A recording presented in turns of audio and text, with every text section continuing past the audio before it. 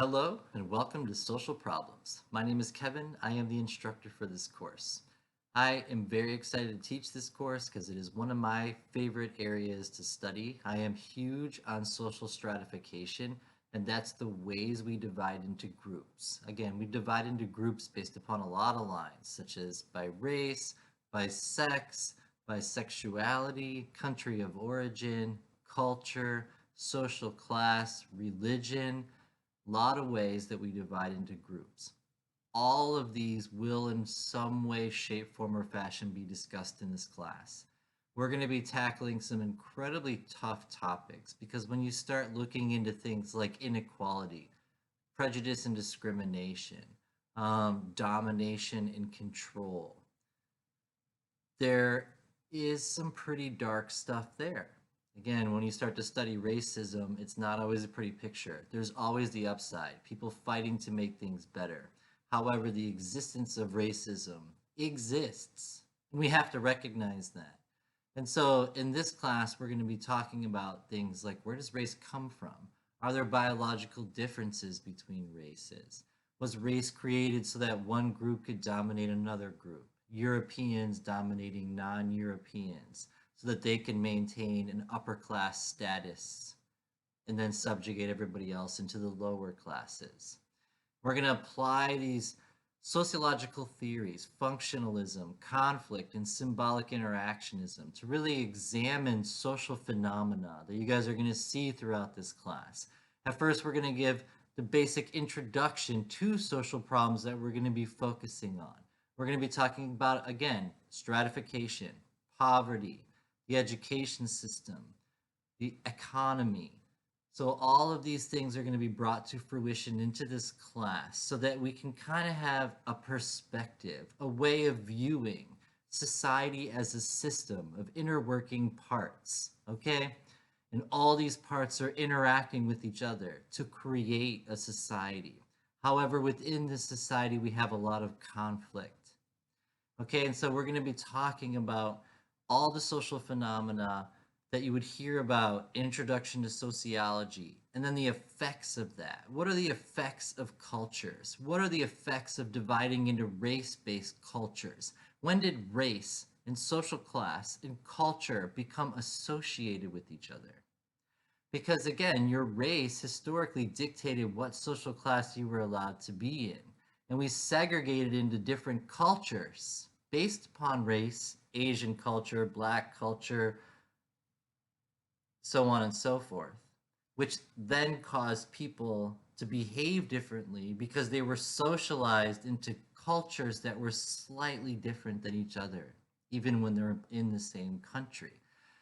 So again, we have to think kind of big in this class, and we have to think about all the chapters you'd hear about in an introduction to sociology class, culture and socialization and stratification, and how the major institutions of society, the education system and the media and religion and government and politics and the military all structure our lives. And where you're located in the class system is associated with your sex and your race and your social class status and your educational attainment and your job prestige and your wealth. So we have to put all these variables together into some picture to be able to approach social problems. And so the best way to do that, again, we're going to apply the three theories throughout this class: functionalism, conflict theory, and symbolic interactionism. And this way we can ask a lot of questions and we can answer them by using the theories. For example, where does race come from? What's the origin of race? Well, again, the race as we know it in the United States, consisting of white, African American, Asian, Native American, other, we're the ones who created the racial categories. There's no actual biological basis for race. So a functionalist perspective might say races were created so that, we could divide society into those who can have and those who can't. And so Europeans divided society and said all women and non-Europeans, you will not have the ability to participate in society. This then structured society into a male-dominated society that was also able to be European-dominated. So you had a male European-dominated social system in the US for the last several hundred years. But prior to Europeans conquering the Americas, there was no such thing as African American or Hispanic. Hispanic is a brand new word.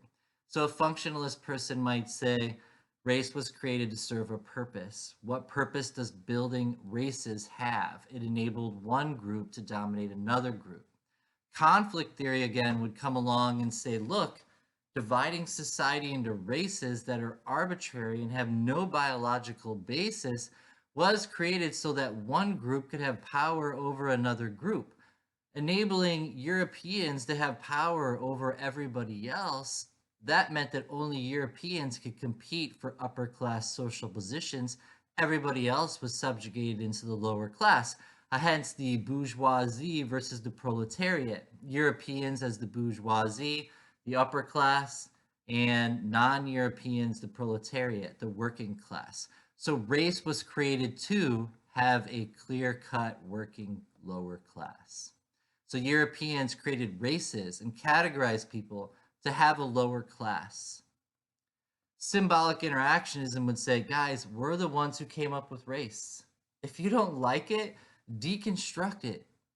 Stop thinking of yourself as white. White's not actually a race, it's an ethnicity consisting of people from Asia and Europe, which is also part of Asia, because really the whole thing is connected. Lately, I've been wondering, why is Europe considered a separate continent? Okay, isn't it part of Asia? That's a little bit of a side note, but we'll get to that when we talk about race. And then, into the United States and North America, and then you have the blending all over where Europeans have gone. So white is a pretty extensive ethnicity that goes all the way to Australia and New Zealand and Canada to Russia. And I mean, right? So we're going to look at some of this stuff, but we need to be applying the theory. So symbolic interactionism, again, is just saying, hey guys, we made society. If you don't like it this way, do something about it. Let's update society, or let's tear down the stuff that's not working and build something new. If this software doesn't work because it's outdated, let's build some new software. If race is an outdated system, and the only reason it still exists is to maintain white privilege, then let's get rid of that so that everyone can have access to privilege and society can become more meritocratic. Is that a word? When you can build, based upon meritocracy, your merit, like earning your way up the social class ladder. Because even people with potential might not have the chance to work their way up the social class ladder. Hence, women, they couldn't even vote 100 years ago. Women now have a chance to rise up the social class ladder, but they're still paid 80 cents less than any man. So again, in this class, we're going to ask big questions. Let's apply the theories to gender. Okay, like where do gender roles come from? Functionalists might say something like, we needed jobs done in society. We needed somebody to hunt and somebody to take care of the babies. So obviously, we divided society into women taking care of babies and men going hunting. This then led to male domination one way or another. Okay, but again, it served some social roles for women to take care of babies and men to go to work. However, conflict theory would say, okay, this creation and dividing society into gender roles, subjugating women into the house, not allowing them to participate in politics, to get better jobs, to be CEOs, to become doctors and lawyers, was the way that men reduced competition. So not only were men able to reduce competition, white men, by removing all non-Europeans from being able to compete, they also removed women. So a conflict theory is going to point out that gender roles were created so that men could dominate women. If you don't like that, hence symbolic interactionism. Okay, maybe we get rid of traditional gender roles and we think more egalitarian, and we open the door for everyone can do what they want to do. If a man wants to stay home with the kids, let's not stigmatize them. If a woman wants to go to work, let's not have prejudice and discrimination during the interview. Okay? So in this class, we're going to be applying the theories. And so I have the class pulled up here. You guys can see on the screen. So when you guys go into this class, I'll walk through this a little bit, but just real quick. You have your introduction to social problems. Okay, that's kind of what we're talking now. I'm giving you a basic understanding of like how economics, social class, where you're located is associated with poverty, which is associated with your education. And then your education is associated with if you get a job. Okay, which so that's how you put all of these things together. We have to be thinking about all these cool variables in this class. Okay, we're going to get into access to things like healthcare and education. So who gets a better education? Someone who grows up in poverty or someone who grows up in a nice suburban neighborhood? Who has better access to healthcare? Somebody with a good job. So somebody that got a good education, somebody that got a good job has better access to healthcare than somebody that didn't get a good education and maybe, didn't get the best job. So again, the neighborhood you grow up in is associated with your overall socioeconomic status, for example, your parents' socioeconomic status, class, reproduction. We're going to get into identities and inequalities. As I'm saying, racial and ethnic inequality. We're going to be talking about gender inequality. Okay. And then we're also going to be talking about sexuality inequality, heterosexism, a word, meaning that the social norm has always been to be heteros. So anything that wasn't a social norm was historically called deviant and even labeled a psychological disorder until 1973. That meant, society was labeling somebody that identified as gay as having a disorder, which they've now since changed. But we need to be thinking about all these things, okay? So here's sexual orientation. And then we're going to get into applying the theories. Again, looking at people that don't buy into society, looking at, people that grew up with crime. They think crime is normal, therefore they're more likely to do crime, things like that. Then we're going to get into power, which is kind of what I'm talking about with domination. US versus the world, men over women and minorities, okay? So the biggest disclaimer for this class is a lot of it's tough material, okay? It's hard to study this stuff, and it breaks your heart a lot because when you really study war and terrorism, when we get into this, again, there's a lot of tough stuff here. You have to ask questions like when the Europeans came over, were they committing genocide by taking out 95% of the natives that were here already? But a European might say, well, guys, the Spanish and the French, they've been invading us forever. Rome came over and conquered. The Vikings came over and conquered. Maybe for them conquering, it wasn't genocide. But we have to look at all sides of the coin, not to judge, but to scientifically examine and put the information out there. Look at things from all sides. But again, we're in sociology, so we need to be applying a sociological perspective. So again, where does psychology end? My head. Everything out here is sociology. But again, in order to understand things out here, I have to know what's happening in people's heads, and I have to understand biology. Because again, do you have a race? I mean, how many of you guys have looked into whether there's a biological basis for race? So we're going to talk about this stuff, and hopefully it'll get you questioning things, because that's the goal. We're in sociology. So we're going to take a macro perspective, looking through variables like culture and socialization and race and sex and social class and how religion influences our lives. And we're going to apply this to social problems, okay? But again, we are studying social problems. The world is not always pretty, and society is not always fair.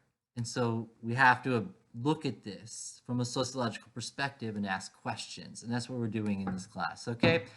So here's how the class works. Your textbook is here. When you click on this, it opens up this 756 page thing. Don't be scared. Download it. It's right here to download it. On page 5, just hit 5. This has all of your chapters. You can just click on a chapter and it brings you right there. So again, click on page 5. Here's your whole thing. Really easy to access it that way. That's how I approach the book. Y'all have your best methods, I'm sure. If that doesn't work for you, whatever is perfectly fine. Here's your syllabus. Make sure you guys give this a gander. It has all of the course policies in here. Lets you know you're in Sociology 205, course description and outcomes. I pretty much went over all of that for you. Here's the attendance expectations, the course here's the syllabus, academic withdrawal, the process for that, student integrity, assessment types. There's 10 discussions, 3 application exercises. 2 of those build toward your final proposal and a final proposal. Okay? So really, it's a great class if you just keep up with the work, do the discussion responses when you need to, do the assignments that build toward the final paper, and then the other one that comes right before that. Okay? And you should be fine with this class. And then whatever I can do to help you guys graduate and further your careers and lives and college educational attainment desires, it's an honor.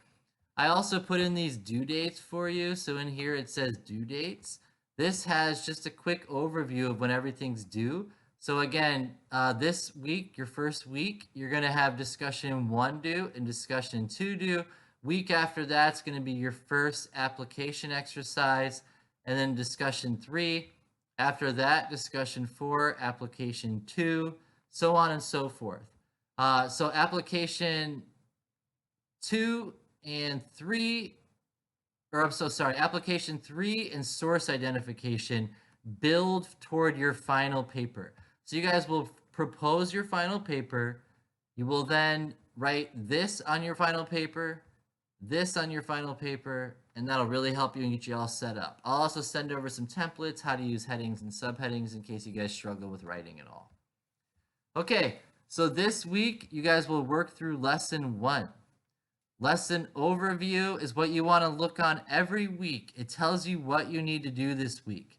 So for the first week, again, you'll read chapter 1, what is culture, view the video, and you'll do these discussions. I'm going to go over this again in the week 1 video, but just to give you guys a heads up of how the class works, I think that's a pretty good overview of everything. And so the next video will be week 1. I wish you the best. I hope you're excited for this class. Please email me with any questions, help, assistance. If you guys need any academic help, like bureaucracy stuff, let me know. I can put you in contact with the administration. However, we can be of service. Thank you so much and have a wonderful day.